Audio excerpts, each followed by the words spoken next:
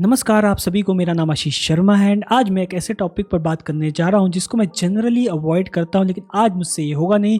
आज मैं इस टॉपिक पर बात करूंगा, अपनी मन की बात रखूंगा और उस स्टूडेंट, उस लड़की के लिए मैं स्टैंड लूंगा जिन्होंने अपनी जान गंवाई because of a toxic person, because of university negligence. And उन स्टूडेंट्स के लिए भी स्टैंड लूंगा जो अभी भी कोशिश कर रहे हैं कि एटलीस्ट हम इस लड़की को इंसाफ दिला सके। तो वो यूनिवर्सिटी के खिलाफ प्रोटेस्ट कर रहे हैं, सवाल उठा रहे हैं कि क्यों नहीं आपने इस लड़की की कंप्लेन सीरियसली। अगर आप लोगों ने इस लड़की की कंप्लेन को सही से सुना होता, उसका दर्द समझा होता, उस पर कार्रवाई करी होती, तो शायद आज ये लड़की हमारे बीच में जिंदा होती, शायद उस घर का चिराग आज नहीं बुझता। तो बहुत ही दर्दनाक ये घटना हुई है 16 फरवरी को एंड मैं इस घटना को 17 फरवरी से फॉलो करता आ रहा हूँ। बहुत सारी वीडियोस देख चुका हूँ एंड हाल ही फिलहाल में मैंने द देशभक्त की वीडियो भी देखी और जानने की कोशिश करी कि आखिर क्या हुआ था 16 फरवरी की शाम को, जिसने ना सिर्फ एक स्टेट को बल्कि 2 मुल्कों के लोगों को हिला के रख दिया।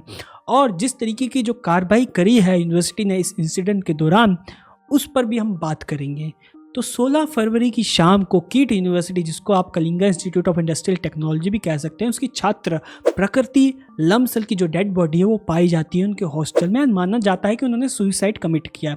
जैसे ही ये खबर बाकी स्टूडेंट के पास पहुंचती है, सब शॉक हो जाते हैं and according to some student, जो वहाँ के जो वार्डन है वो प्रकृति लम्सल की जो बॉडी है उस पर कब्जा कर लेते हैं एंड पुलिस तक को रोका जाता है ताकि वो इन्वेस्टिगेशन ना करे और सबूत को मिटाने की भी कोशिश करी जाती है, ऐसा वहाँ के स्टूडेंट कह रहे हैं। एंड मैं काफ़ी हद तक स्टूडेंट के साथ एग्री भी कर सकता हूँ, क्योंकि जिस तरीके से कीट यूनिवर्सिटी ने जो स्टूडेंट्स के साथ जो व्यवहार किया है, जो बर्बरता दिखाई है, तो भाई उससे तो 100% श्योर था कुछ ना कुछ तो दाल में काला है। क्योंकि आप ही सोचिए ना भाई, जो यूनिवर्सिटी गुंडे भेज सकती है, स्टूडेंट्स को पिटवा सकती है, जो पीसफुली प्रोटेस्ट कर रहे होते हैं वहाँ पे उनको पिटवाती है, मारती है, उनको फोर्सफुली बसों में बिठा के नियरेस्ट रेलवे स्टेशन पे छोड़ देती है और कहती है कि आपकी स्टडी खत्म, अब आप अपने देश को रवाना हुई है। आई मीन क्या करना चाहती थी यूनिवर्सिटी, मुझे बिल्कुल भी समझ में नहीं आया उस टाइम पे। And this is a very very shameful act जो यूनिवर्सिटी ने किया है स्टूडेंट के अगेंस्ट, स्पेशली नेपाली स्टूडेंट्स के अगेंस्ट। बहुत ही शेमफुल एक्ट है। और ये जो 2 बेशर्म औरतें जिन्होंने ये बयान दिया, जिनके इस बयान से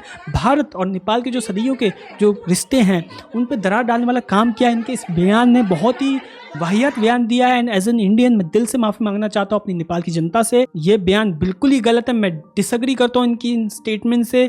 बहुत ही गलत स्टेटमेंट दिया। ये जो अपनी मालिक की तारीफ करना और किसी देश को नीचा दिखाना और ये कहना कि हमारा जो मालिक है वो इतना कमाता जितना उस देश की जीडीपी भी नहीं है, भाई बहुत ही गलत है। एंड मैं उन बेशर्म औरतों से, जो मूर्ख औरतें, उनसे ये पूछना चाहता हूँ कि क्या फ़ायदा इतना पैसा होने का जब तुम अपने ही कॉलेज की स्टूडेंट का इंसाफ नहीं दिला पा रहे हो।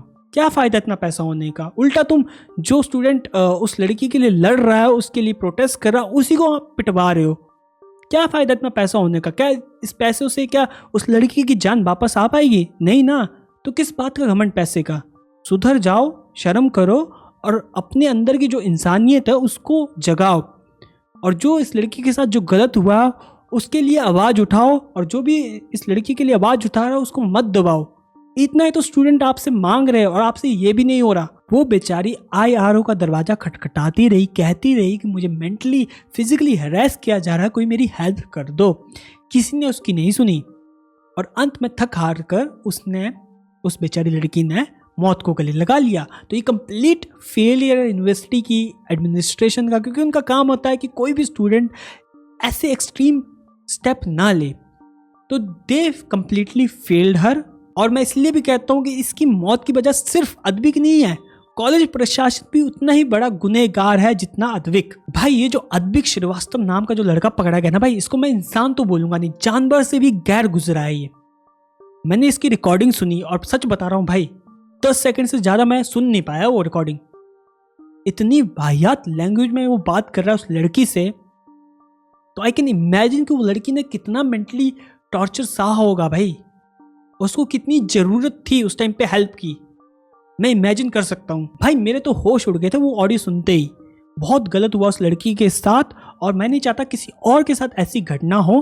तो प्लीज़ गाइज, ये जो टॉक्सिक लोग हैं ना, सिर्फ सिनेमा मूवीज़ में अच्छे लगते हैं, रियल लाइफ में बिल्कुल अच्छे नहीं हैं। तो इनसे जितनी दूरी बना सको बना लो।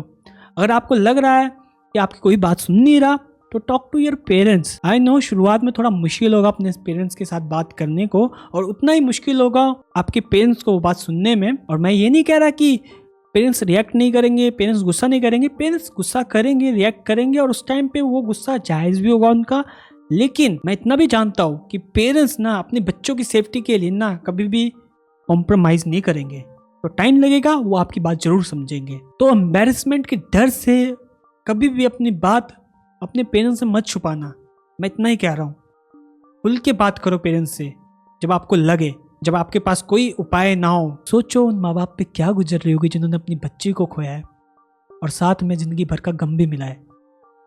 इसलिए मैं कहता हूँ suicide is not an option, क्योंकि इसमें सिर्फ आप नहीं मरते, इसमें आपका परिवार भी मरता है। तो इसीलिए मैं कहता हूँ अपने पेरेंट्स से बात करें। अगर जब भी आपको गलत लगे, आपको हैवी फील हो, अपने पेरेंट्स से बात करें। जो भी हुआ इस लड़की के साथ बहुत ही गलत हुआ, और मैं चाहता हूँ कि हमारा जो कानून है वो सख्त से सख्त सज़ा दे, जस्टिस दे इस लड़की के परिवार को, इस लड़की को। और जो स्टूडेंट्स थे जिनके साथ यूनिवर्सिटी एडमिनिस्ट्रेशन ने बहुत गलत किया, उनको भी कड़ी से कड़ी सज़ा मिले। मैं यही आशा करता हूँ अपनी लॉ, अपनी देश के कानून से। अगर उस दिन नेपाल के प्रधानमंत्री वो ट्वीट नहीं करते तो शायद आज नेपाली स्टूडेंट्स की लाइफ खराब हो सकती थी काफ़ी सारे, एंड ये जो मैटर है ना ये भी दब जाता। लेकिन अब जब उस कॉलेज प्रशासन को डंडे पड़ रहे हैं तो उनके मुंह से माफ़ी निकल रही है। पहले तो बहुत ही दादागिरी चल रही थी इनकी, बहुत ही दबंगगिरी हो रही थी इनकी, लेकिन अब इनकी हवा निकल चुकी है। और इनकी हवा निकालना ज़रूरी भी था, क्योंकि अपने आप को बहुत ज़्यादा बड़ा समझ रहे थे कि हमारे पास तो बहुत पैसा है, हम तो मैटर दबा भी देंगे। एंड इन्होंने कोशिश भी करी दबाने की, लेकिन जब ऊपर वाले की लाठी चलती है ना भाई, तो बड़े बड़े लोग घुटना टेक देते हैं। तो ये पैसे का घमंड ना अपनी जेबों में रखो और ज़्यादा मत उछलो। और आप इनकी स्टेटमेंट सुनो, इन्होंने क्या स्टेटमेंट दी है किट वालों ने। इन्होंने कहा है कि हमने नेपाली स्टूडेंट्स की क्लासेस इसलिए रद्द करी और जो प्रोटेस्ट है इसलिए रद्द किए फॉर सेफ्टी पर्पस। जिस लड़की को सबसे ज़्यादा सेफ्टी की ज़रूरत थी उस टाइम पे तो आपने एक्शन लिया नहीं, लेकिन नेपाली स्टूडेंट के अगेंस्ट एक दिन में आपने इतनी तेज एक्शन लिया।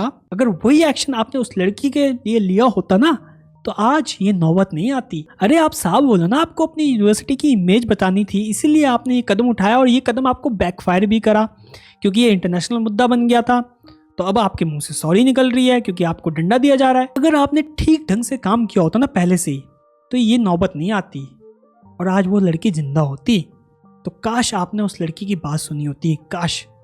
आई feel sorry for that girl, may her beautiful soul rest in peace. और जितने भी आरोपी हैं इसमें, स्कूल प्रशासन से लेकर वो लड़का, सबको कड़ी से कड़ी सजा होनी चाहिए। मैं आशा कर रहा हूँ अपनी लॉ से, अपने कानून से।